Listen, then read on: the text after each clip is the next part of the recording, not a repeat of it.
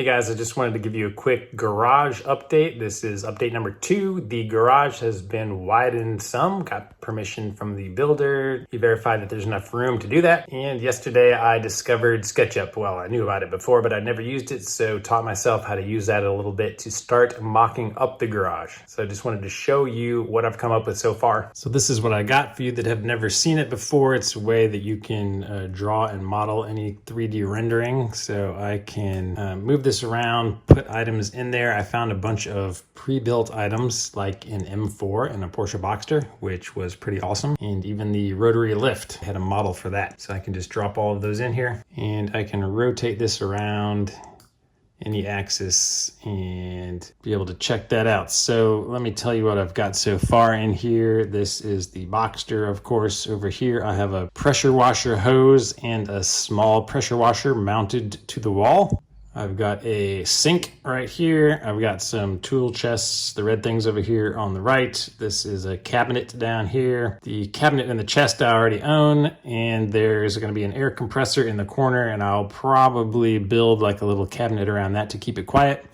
I got my workbench back here on the back wall and a TV up here.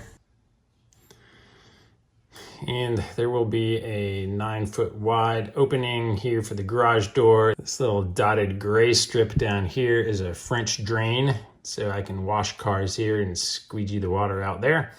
And there'll be a door here to walk through. This is a person, so supposedly you can get a scale of size. Oh, and under the pressure washing station, I have 2 spigots, hot and cold water here. And that's all. I haven't done any of the electrical stuff and additional cabinetry.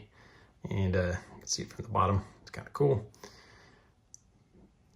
And I know that I want to have some drop cords for power along here, and I'll need a 220 up here for the lift, and I'll probably put an additional 220 in the different corners just in case. So if you guys have additional ideas for me, I can make this file available so you can edit it and change it if you'd like. If there's somebody interested in doing that, let me know. Again, go to the Facebook group that I created. Here is a link to the Facebook group. It's a private group, so I'll give you access if you request it. And if there is somebody that wants this file and wants to do some additional design work and come up with something really cool that would be helpful for me that I haven't thought of, I'll give you something like a shirt or something. Feel free to pitch in or just write in your ideas on the Facebook page. All right, thanks guys. Subscribe and follow along, and I will keep you guys updated. See you on the next episode.